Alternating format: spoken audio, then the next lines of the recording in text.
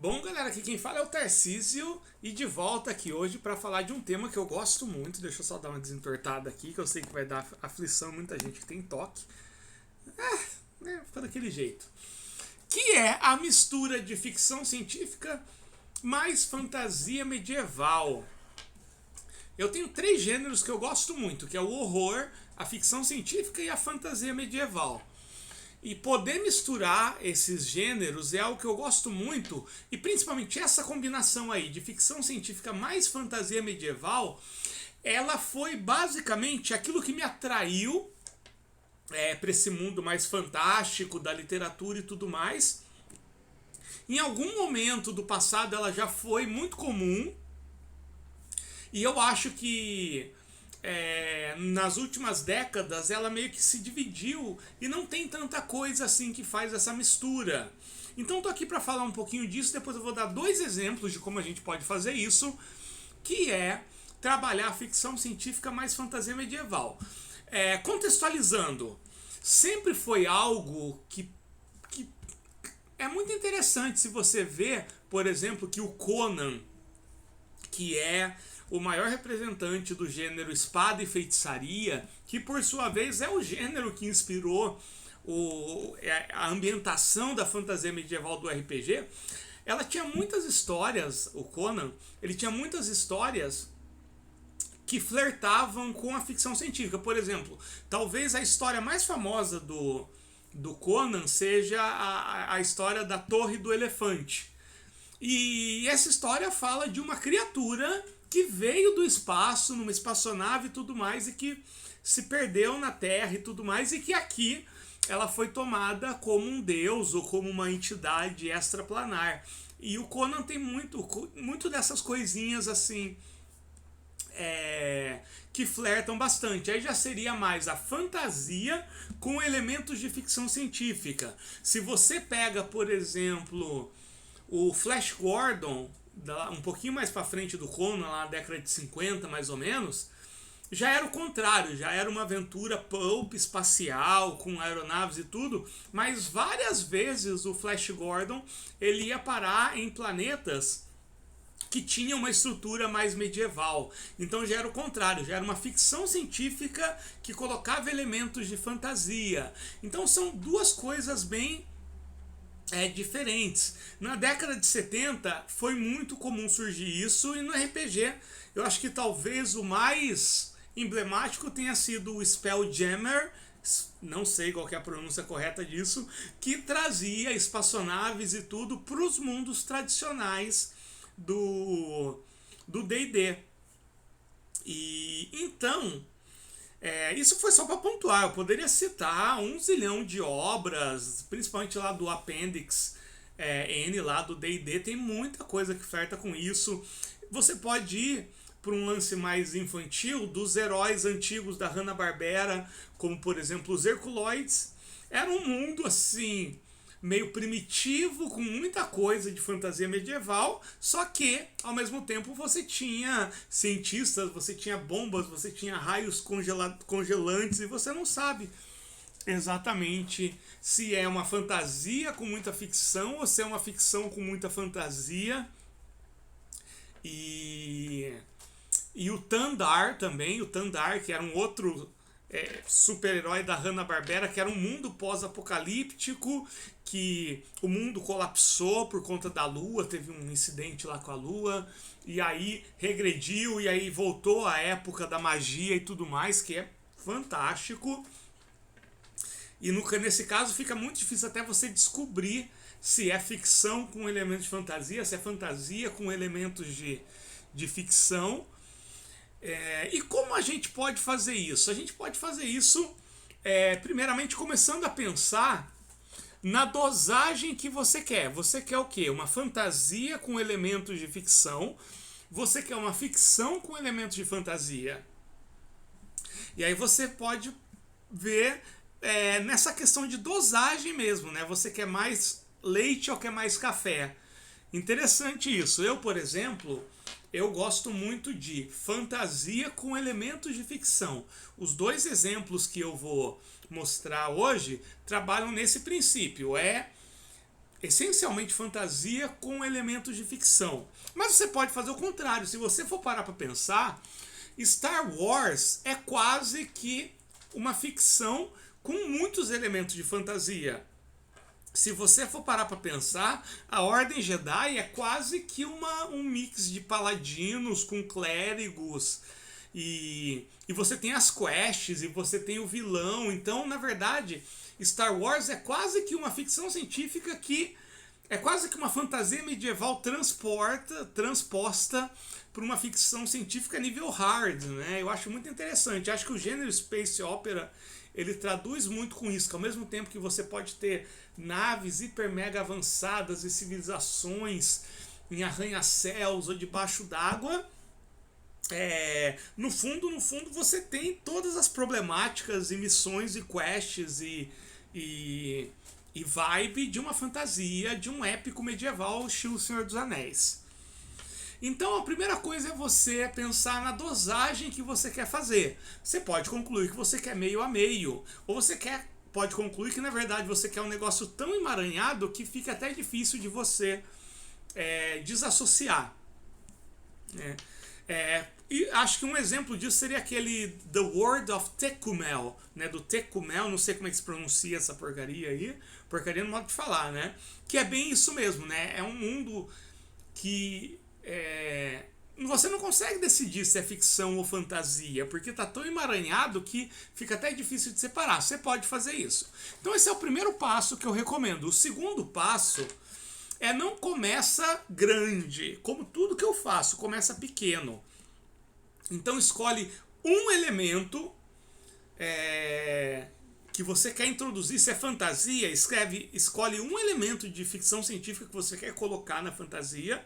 Ou, se você está com uma ficção científica, escolhe um elemento de fantasia que você pode colocar. Por exemplo, você pode criar uma civilização hiper mega tecnológica avançada e de repente um terremoto abre uma fenda e sai um exército de homens lagartos no melhor estilo D&D, por exemplo.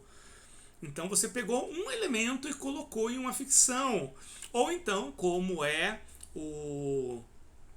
aquela aventura clássica lá de Spelljammer, você está no mundo medieval e uma espaçonave cai próximo a uma vila tipicamente de fantasia medieval. E começa a partir disso. E aí vai pensando nos desdobramentos. E você pode ir além assim dos personagens. Você pode pensar muito na construção de mundo. E principalmente pensa de que forma esse elemento ele impacta aquele cenário. De que forma um exército de homens lagartos totalmente medievais, fantasiosos, impactaria um mundo hiper mega avançado, evoluído. Ou então de que forma uma nave metálica vindo do espaço impactaria a vida de uma vila medieval que estivesse ali perto. Né? Talvez essa nave tenha radiação, talvez essa radiação comece a afetar os moradores podem começar a virar uns tipos de mutantes, aí você pode aproveitar para colocar referências ao Alien, de repente eles começam a virar algo muito parecido com os xenomorfos e tudo mais. Então, na verdade, assim, coloca um elemento e deixa o negócio escalonar por si mesmo. Evita colocar muita coisa ao mesmo tempo, porque a chance do negócio embananar é grande, tá? Então eu vou mostrar dois exemplos, que na verdade são quase que um exemplo só, que eu fiz recentemente, e os meus apoiadores receberam isso e tudo mais. Então o primeiro que eu gostaria de mostrar, que vai muito nessa vibe, é esse material aqui, que é a origem do Arclax. Né? Para quem não sabe, eu tenho um mundo medieval, que é chamado Mundo de Dominion, mas que na verdade ele passeia por vários gêneros. Mas é um mundo muito tradicional, assim, no estilo Tormenta, no estilo Forgotten Realms. E o mundo de Dominion, a grande peculiaridade dele é que ele não existem deuses naquele lugar. Só existe uma criatura de grande poder, que é um dragão chamado Arclax, um dragão vermelho. E é um dragão muito bondoso, muito inteligente, mas ninguém sabe direito qual que é a do Arclax, por que ele tá lá, por que tudo gira em torno dele. E recentemente eu publiquei esse material que é a origem de Arklax, onde eu revelei. Então, né, só passar aqui um pouquinho esse material, né? Então aqui é tipo como se fosse um conto e ele conta toda a vida do Arklax. Então, qual que é a do Arklax? Esse dragão vermelho, que é a única divindade de um mundo medieval, na verdade ele era um dragão cósmico que tinha a missão de ser uma espécie de guardião de uma civilização tecnologicamente, cientificamente avançada e espiritualmente, moralmente perfeita que existia no planeta de Polaris há milhões de anos, bilhões de anos no futuro. Então, o dragão Arklax, na verdade, ele estava no futuro, onde ele era o guardião cósmico dessa civilização. Então, ele sabe tudo sobre tecnologia, ele sabe tudo sobre avanço científico, porque ele era o guardião da civilização mais evoluída de todo o universo. Só que aconteceu, isso se passa tantos bilhões de anos no futuro, que o universo ele começou a colapsar. Ele atingiu o fim, foi se tornando frio, tudo ficou tão distante. E então ele não era o único dragão cósmico. Os dragões cósmicos resolveram entrar num sono místico. Não se sabe quantos bilhões de anos passou e o dragão Arklax ele acorda e ele descobre que o universo inteiro colapsou. Tipo, o universo é um lugar frio e sem vida. Não existe nenhum sinal dos outros dragões cósmicos e ele é o único ser que sobrou no universo. Ele vai até Polaris, ele não entende o que está se passando. Tinha um lugar que chamava Catedral da Luz. Era um local que os dragões cósmicos eles tinham preparado para talvez preservar essa espécie que vivia em Polaris, desses seres perfeitos que existiam lá. Só que também esses seres sumiram, não existe nenhum indício deles. E a única coisa que tinha lá era uma lagoa com uma substância, que o Arklax chamou de a fonte. E quando ele olhou na fonte, ele descobriu uma forma de reverter isso, porque ele não ficou bem com isso e ele queria, de alguma forma, salvar o universo. E ele viu como fazer isso. E ele mergulhou nessa fonte. Essa fonte jogou ele para o início de tudo e começou a criar um looping infinito, em que o dragão ele sempre ia até o início dos tempos, ele atravessava toda a história do universo para chegar naquele ponto. Nesse ponto ele voltava de novo num looping. Então o dragão Arklax ele está preso num looping temporal, porque ele não lembra, quando ele faz essa volta para o passado, ele sabe que tem um elemento que, se ele mudar, vai impedir o universo de colapsar, mas ele não lembra que elemento é esse. Então, na verdade, tudo que acontece no universo de Dominion, ele é um grande looping temporal. Então essa é uma das coisas que eu coloquei. Então, o que isso abre de possibilidade? O dragão Arklax, ele sabe tudo de tecnologia, sobre inventos, sobre ciência. Então, a qualquer momento, ele pode ter lembranças e novas tecnologias podem ser introduzidas no mundo de Dominion. Então, isso abre uma possibilidade enorme narrativa para colocar nas minhas aventuras. Então, eu escolhi a questão do tempo. E lembra que eu falei que era só um elemento? Tem um outro material meu, que é esse daqui, que é Alianor e a Origem da Magia, que é uma poesia, né, um poema épico que conta a história do surgimento da magia comum em Dominion. Porque em Dominion existem vários tipos de magia. Existe a magia verdadeira, que é a magia natural que poucos seres humanos possuem. Existe a magia feérica, que era a magia dos primeiros reis, lá da primeira era de Dominion. Existe a magia negra, que é a magia da bruxa sombria. E existe a magia comum, que é a magia que está no livro Velhas Histórias da Fogueira, que é aquilo que você gasta pontos de vida, pontos de resistência para realizar a magia. E todas as magias tinham uma origem, menos a magia comum. Então, nesse conto, eu falo da Alianor, que estava andando em uma floresta. Ela era uma conjuradora da magia comum, ela sabia fazer vários feitiços. Nesse local, ela encontrou um portal. Esse portal, ela conheceu vários seres feéricos e ela, atravessando esse portal, ela foi até a primeira era de Dominion, quando ainda não existia magia comum.